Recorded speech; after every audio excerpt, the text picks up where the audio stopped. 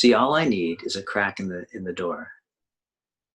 All I Mm, need is a crack in the door for a little bit of light to come in. And when light comes in, I just remind them. I remind them of who they really are. yeah. So, good afternoon, everyone. It's Doreen Padigill here, FasterEFT practitioner and mindset mentor from Noosa, Australia. And today I'm interviewing Alan Combies from Manhattan Beach in Los Angeles, and it's his Friday evening. And I'm so excited to bring him here. So I'm going to ask Alan a few questions and we're going to get to know the man. And I've already uncovered a few things about him and I'm looking forward to going a bit deeper. So welcome, Alan. How are you?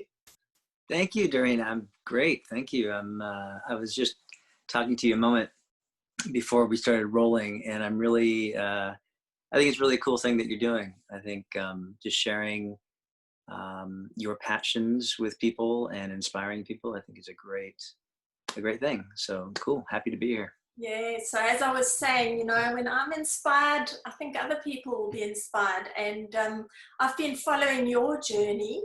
I think I even bought one of your mini courses you'd set up with Jonah Robbins Mm. in my beginning Yeah. stages. And so here I am, so pleased to have you here because this is all about growth, self-development, mindset, healing, empowerment, inspiration, and really learning to live in, or getting to closer towards living an authentic life and creating deliberately. So Alan, my first question is, you've obviously got your own personal journey to optimum mental well-being. What was that journey like for you?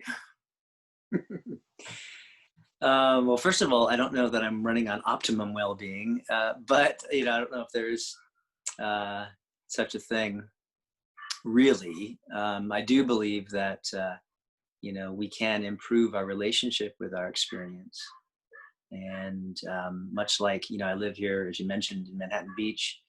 I like to surf, and I think that the more I understand the ocean, the more I understand the waves and how they flow, the better my experience is as a surfer. And I think that that really parallels life. I think that the more we understand the nature of our experience, the more adept we get at riding those waves of life, which we all have.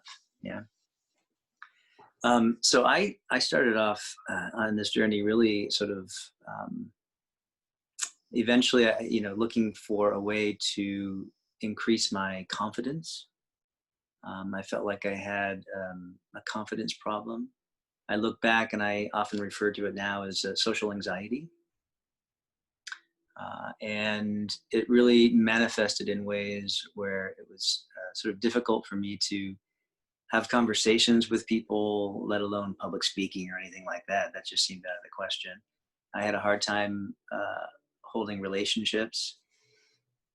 And I self-medicated. So I drank a lot. I used alcohol mainly as a social lubricant, as they say. And after a while, that took its toll, and so at one point, it was either my health, both mental and physical, or it was time to do something. It was time to make a change. And so, long story short, I really started looking into, you know, really the psychology of it. I mean, I studied psychology in college way back in the mid 90s. And then I moved to Los Angeles to study drums and graduated at the top of my class, but I didn't have the confidence to do the networking and mingling and things that I really needed to do to get into that profession. And so I ended up again going back to my the things that my crutches. I went back to drinking, and so here I was, graduated college, graduated drum school, and I'm in LA. Moved down from Sacramento, which is a smaller town. I'm in Los Angeles, and the same insecurities are coming up. And so my same coping skills, which was alcohol, kicked in. And I found myself in my mid 30s really struggling with, um, my place. What was I doing as a career? I was bartending, I was playing gigs, but I wasn't really putting all my full effort into it. And so my self-confidence just kept getting eaten away at, you know. And eventually, after some pretty hard times, I was forced to kind of really take a look at what's going on. Like, why? I knew there was something. I knew I was capable of more. I knew that there was a voice inside that said, it doesn't have to be this way. You can overcome this, I guess. And that just led me on this journey. And it started off with, I could go into, there's so many moments in my life where just the right thing came into my life, and it was one step after the next. And it certainly wasn't a golden road. It wasn't paved, with light. There was a lot of ups and downs, a lot of learning, a lot of struggle. But eventually that led me to, I studied I dabbled in neurolinguistic programming, I dabbled in hypnotherapy, and then I found EFT. And I thought, you know what, maybe there's something to this. And one of the things that I really, turning points that I remember is that I decided I was going to tap every day for 30 days. And somewhere in that, I began to notice a shift and a change. And so I thought, you know what, I've always wanted to do something besides bartending. And this drumming thing isn't really working out. I've been struggling with this, maybe I should become a practitioner. And that's when I started really diving into EFT. I had some results, and so that was a positive thing. And I recognized that it was addressing thought patterns, it was addressing emotions, And at that time, I was it was mainly Gary Craig that I was studying, and the whole process was, disruption in your energy field. So that's kind of the model I was using. And then very, very quickly, I discovered Robert Smith, who of course created FasterEFT. And I recognized that he was combining hypnotherapy, he was combining neurolinguistic programming, and he had a very practical approach to tapping that I really sort of gravitated towards. But I should say my own results down the line were really a product of beginning to understand the nature of where our feelings are coming from and what our feelings are really communicating to us. I read early on, actually my introduction to EFT was through a coach, and he shared with me some EFT, but he also shared with me a book called Ask and It Is Forgiven. And I remember in that book, are you familiar? You're probably familiar with it, by Esther Hicks. Yes. Yeah. And what I liked about that book was it gave some processes for sort of getting out of your funk, essentially. And I was in a definite funk when that book was introduced to me. I had been, I was in massive debt.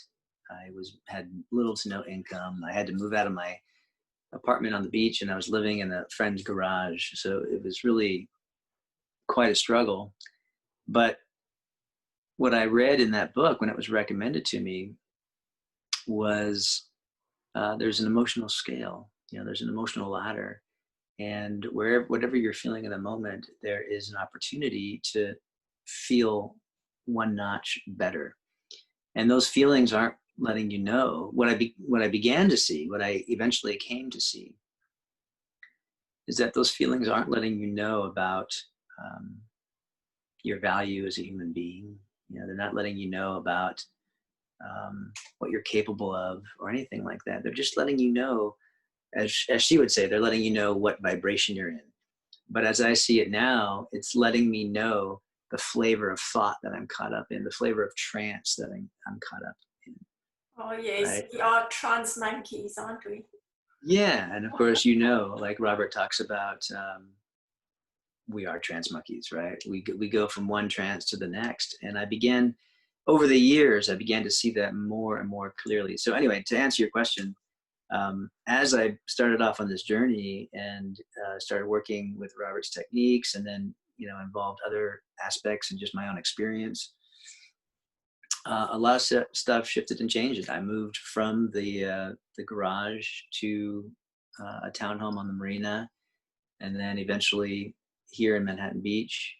I hadn't been able to hold a relationship for more than a couple months, and shortly after I began working on myself, I met Melody, who I've been with for over a decade now, which is crazy. We actually met shortly after I began tapping, so it was 2008.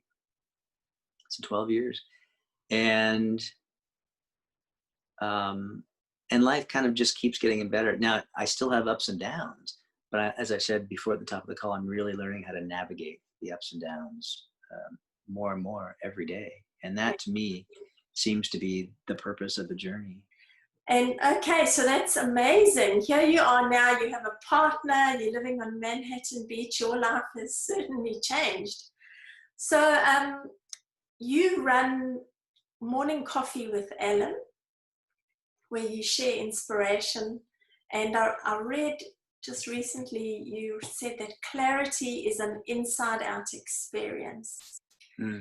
And that seems to be your theme as well. You have quite a big following on YouTube, and your slogan there is "a less is more" approach for clarity in chaotic times.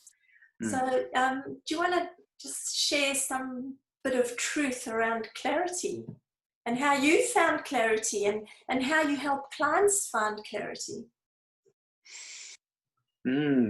Awesome question. A few years ago, I found myself in one of those. I was doing pretty well, but I noticed something. I was having really wonderful peaks, and I'd go along and I'd think, I've made it. I'm awesome. Everything's great. Everything's cool.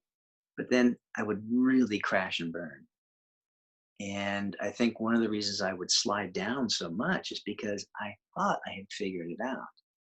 And when I had a negative experience, not only was I wrestling with that, but I was also kicking myself in the ass for thinking I had figured it out. And here I am feeling like I'm starting at ground zero again, right?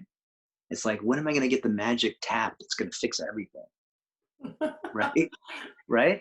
Yeah. Because and I really, to me, this is a part of clarity, like understanding that there is no such thing. Yes. Right? So again, clarity to me is really beginning to, step one, accept the fact that we're going to be up and down. Yeah. I know. Like my kids say to me, we thought this tapping was working. Look at you, you're a mess. You need to go and tap. And of course that triggers me. But yeah, as you say, we're human. Yeah, we're human.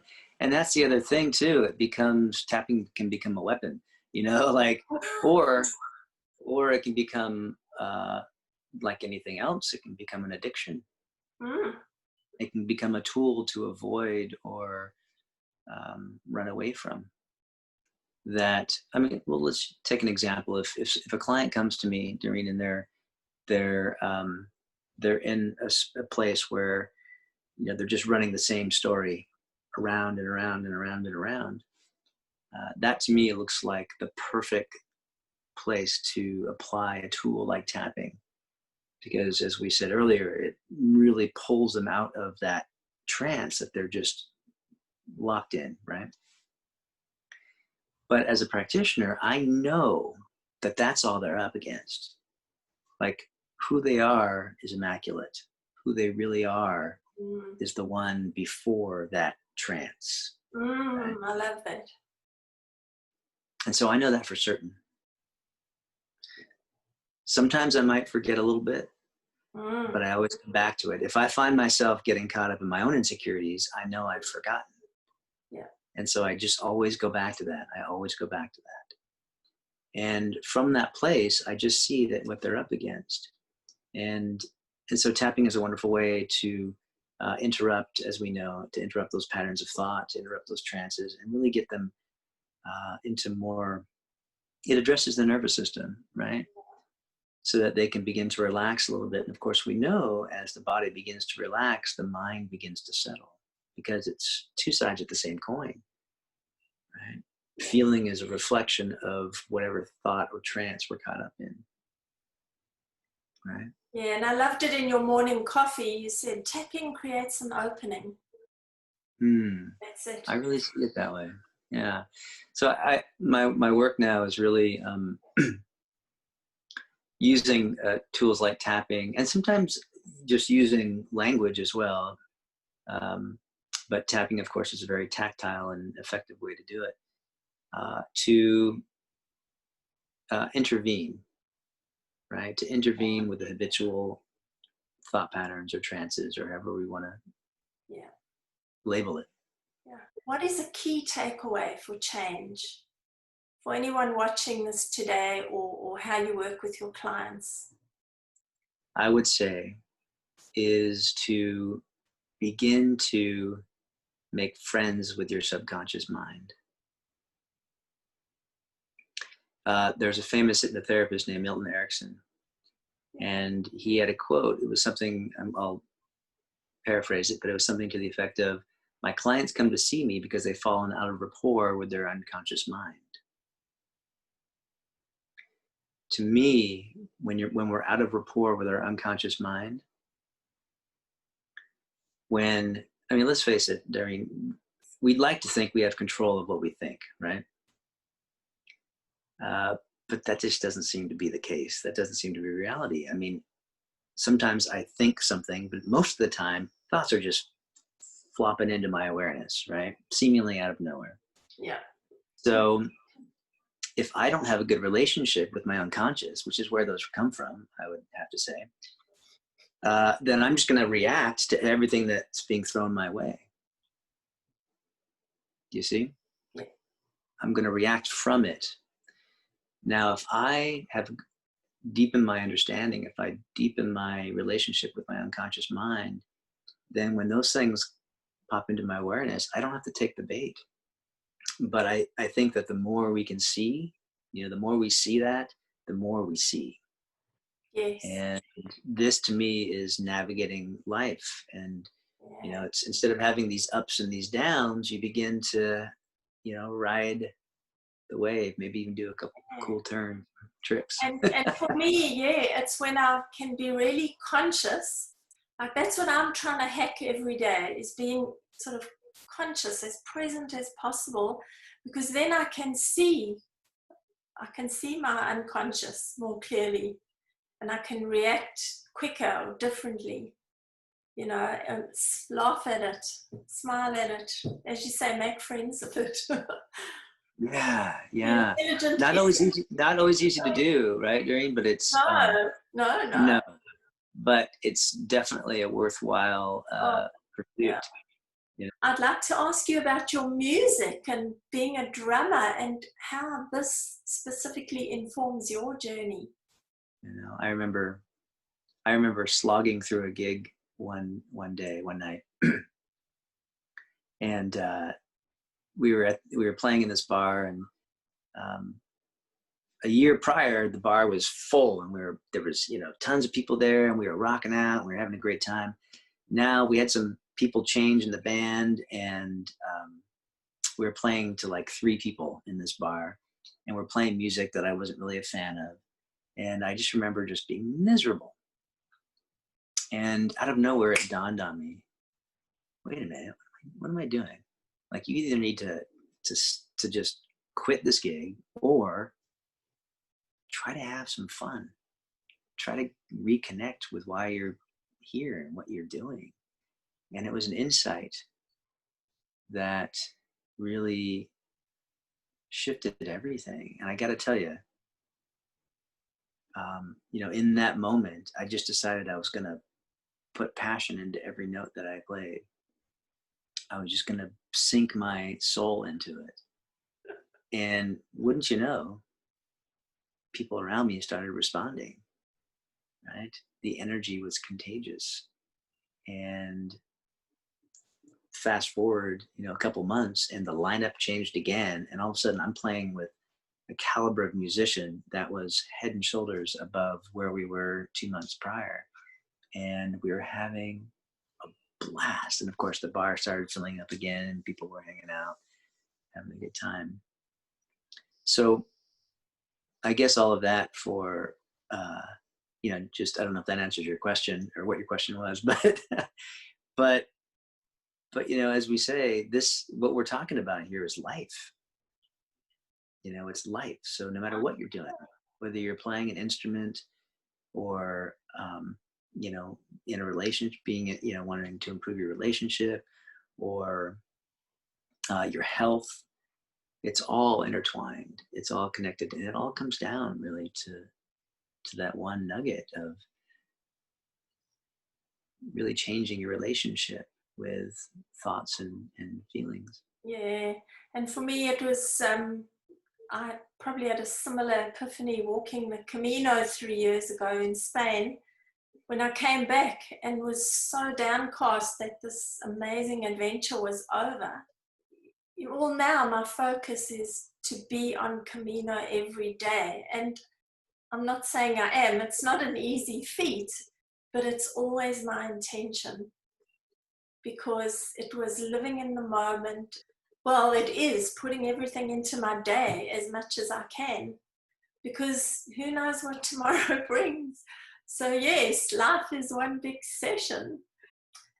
I'd like to just end off by saying thank you so much. Well, you and I could go on talking, and but I'll get to hear more of you on your morning coffee in the future. And thank you for, you know, sinking passion into the FasterEFT community. And yours has been such a long journey, so we love collecting nuggets of wisdom from you and to inform our journeys from Noosa, Australia to Manhattan Beach, LA. Sounds so cool that we can do this. Pretty cool. Yeah.